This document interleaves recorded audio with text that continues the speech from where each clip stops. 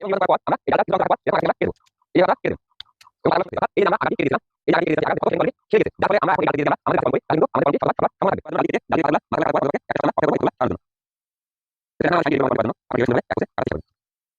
আমরা জন্য নির্বাচন করব, এখন আমাদের ভিডিওর মাধ্যমে কেটে দেব। আমরা দেখতে পাচ্ছি আমাদের ভিডিওর মাধ্যমে কেটে দেব। আমরা দেখতে পাচ্ছি সুন্দরভাবে রুটিটাকে সেট করে দেব। আমরা ঠিক সুন্দরভাবে আমরা শাইনটি রুটিটাকে সেট করে দেবেন। আর শাইনটি বানানোর সময় অবশ্যই বেঁধে দেব। আমরা সুন্দরভাবে গাঁটি দিয়ে বেঁধে দেবেন। এই জায়গাটা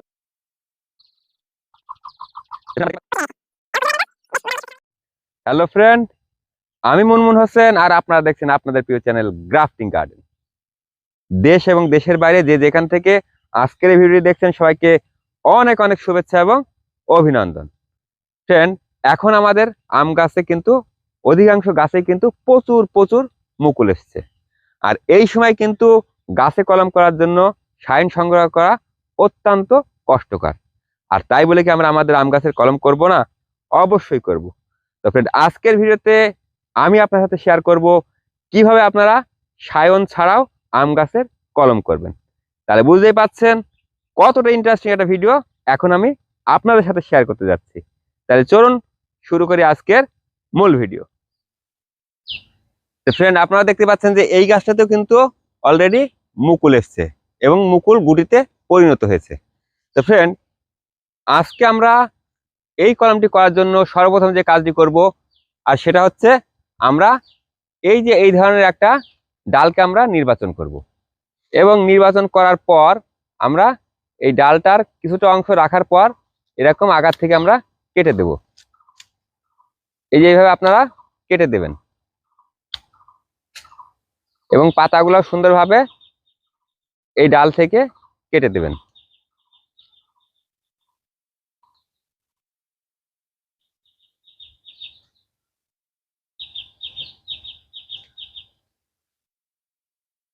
এইভাবে কেটে দেওয়ার পর এক সপ্তাহ পরে আমরা দেখতে পাবো যে আমাদের এই ডালটা অনেকটাই এই রকম ভাবে সুন্দরভাবে কলম করার উপযুক্ত হয়েছে। অর্থাৎ এই যে আমরা আগাটি কেটে দিয়েছিলাম, এই যে আগাটি কেটে দিয়েছিলাম সেই আগার যে ক্ষত সেটা কিন্তু অলরেডি সেরে গিয়েছে। যার ফলে আমরা এখন এই ডালটা দিয়ে যদি আমরা আমাদের গাছে কলম করি তাহলে কিন্তু আমাদের কলমটি শতভাগ সফল হওয়ার সম্ভাবনা থাকবে। তাই আমরা এখন আমাদের গাছের সাইন হিসাবে আমরা এই ডালটা এখন কেটে নেব। আজকের এই কলমটি করার জন্য আমাদের প্রয়োজন হবে এই ধরনের একটা ধারালো ছুরি, প্রয়োজন হবে গাছের ডাল কাটার জন্য এই ধরনের সিকেচার, কলমটি বাঁধার জন্য গ্রাফটিং টেপ, আর প্রয়োজন হবে এই ধরনের একটা তৈরি সায়ন। তো ফ্রেন্ড, আপনারা অবশ্যই সায়ন তৈরি করার সময় অবশ্যই লক্ষ্য করবেন যাতে সায়নটি যখন এই যে আপনাদের কাটা স্থানের ক্ষতগুলা শুকিয়ে যাবে তখনই শুধুমাত্র ব্যবহার করবেন, অন্যথায় কিন্তু কলমটা সফল হওয়ার হার অনেকটাই কমে যাবে। তো ফ্রেন্ড, এখন আপনাদের মনের মাঝে প্রশ্ন জাগতে পারে যে আমরা ডালটি কেটে সাথে সাথে কলম করতে পারবো কিনা। না, আপনারা যদি এই ডালটি কেটে সাথে সাথে কলম করেন সেক্ষেত্রে কলমটি ব্যর্থ হওয়ার সম্ভাবনা অনেক বেশি। কারণ ডালটি কাটার পর এই যে প্রতিটা ক্ষত থেকে কিন্তু পর্যাপ্ত পরিমাণে রস নিঃসরণ হবে, যার ফলে এর ভিতরে যে ক্যাম্বিয়াম লেয়ার আছে সেটা ক্ষতিগ্রস্ত হবে এবং কলমটি ব্যর্থ হবে। তাই আমরা অবশ্যই কলমটি করার জন্য ডালটি কেটে ডালটির এই পাতাগুলা মাথাগুলা কাটার পর অন্ততপক্ষে একটা সপ্তাহ আমরা অপেক্ষা করব এই ক্ষতগুলা সারানোর জন্য।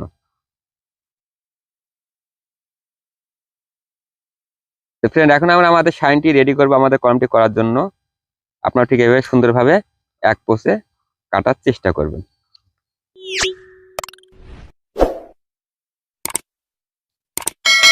আপনারা দেখতে পাচ্ছেন যে আমাদের শাইনটি কিন্তু কলম করার জন্য রেডি।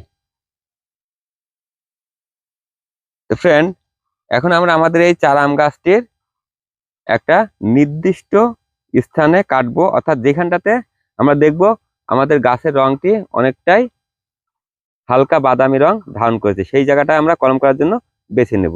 তো আপনারা দেখতে পাচ্ছেন যে এই জায়গার রংটা কিন্তু খুব সুন্দর, তাই আমরা এইখানটাতে কলমটি করার জন্য নির্বাচন করব।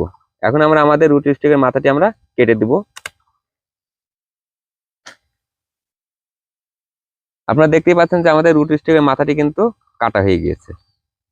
তো ফ্রেন্ড, এখন আমরা আমাদের রুট স্টিকের মাথাটি সুন্দরভাবে চিরে দেব। এখন আমরা চিরবো, এই যে আপনারা দেখতে পাচ্ছেন ছালের অংশ, এই যে কাঠের অংশ, এই যে মাঝে যে ক্যাম্বিয়াম লেয়ার, এই লেয়ার বরাবর কিন্তু আমাদের চিরতে হবে। অর্থাৎ আমাদের আমরা যে ডালটাকে সায়ন হিসেবে ব্যবহার করবো, সেই ডালটাকে কিন্তু অবশ্যই এই ক্যাম্বিয়াম লেয়ারে সেট করতে হবে। তা না হলে আমাদের কলমটি কিন্তু কোনোভাবেই সফল হবে না। তো সেক্ষেত্রে আপনারা চাইলে এইভাবে হালকা পরিমাণে কেটে মার্ক করে নিতে পারেন। এই যে এখন আপনারা দেখতে পাচ্ছেন ক্লিয়ার দেখা যাচ্ছে আমাদের ক্যাম্বিয়াম লেয়ারটা। তো ফ্রেন্ড, এখন আমরা আমাদের কলম করার জন্য আমাদের রুট স্টিকের মাথাটি সুন্দরভাবে চিরে দেব।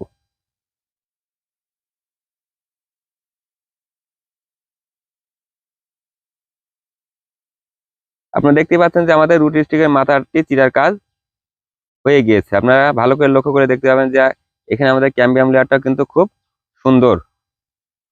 তো ফ্রেন্ড, এখন আমরা আমাদের সায়নটি খুব সুন্দরভাবে রুট স্টকে সেট করে দেব।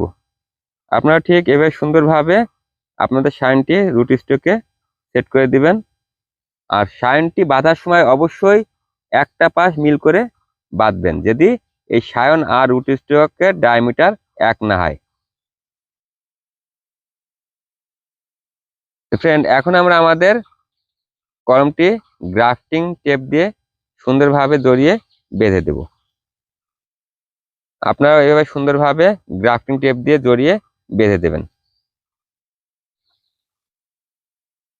এই জায়গাটাতে অবশ্যই সুন্দরভাবে ভালোভাবে জড়িয়ে বাঁধবেন, যাতে করে কোনো ধরনের পানি এর ভিতরে প্রবেশ করতে না পারে।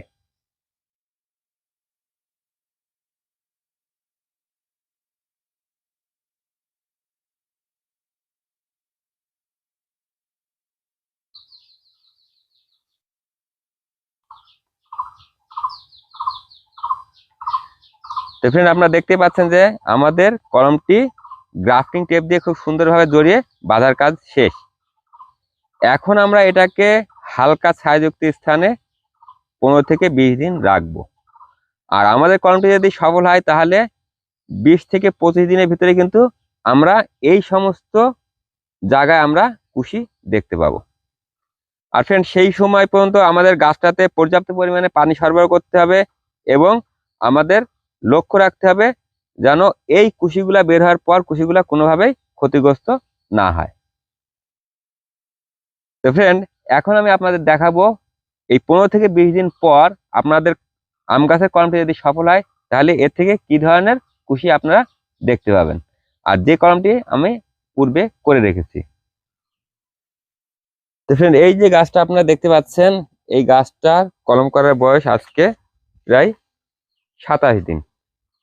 তা আপনারা দেখতে পাচ্ছেন যে গাছটা থেকে কিন্তু খুব সুন্দরভাবে কুশি বের হয়েছে এবং কুশিগুলা কিন্তু বেশ মোটামুটি সুস্থ সবলই আছে।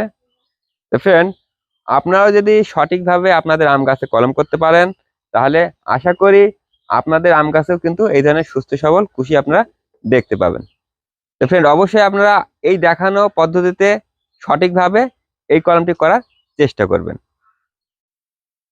তাহলে ফ্রেন্ড, এই ছিল আজকের ভিডিওতে। ভিডিওটি ভালো লেগে থাকলে অবশ্যই লাইক করবেন, বন্ধুর সাথে শেয়ার করবেন, আর আপনাদের মতামত কোনো কিছু জানতে হলে অবশ্যই কমেন্ট করবেন। আর যারা আমার চ্যানেলটি এখনো সাবস্ক্রাইব করেননি অবশ্যই সাবস্ক্রাইব করবেন। আবার দেখা হবে পরবর্তী ভিডিওতে। সে পর্যন্ত ভালো থাকুন, সুস্থ থাকুন, ধন্যবাদ।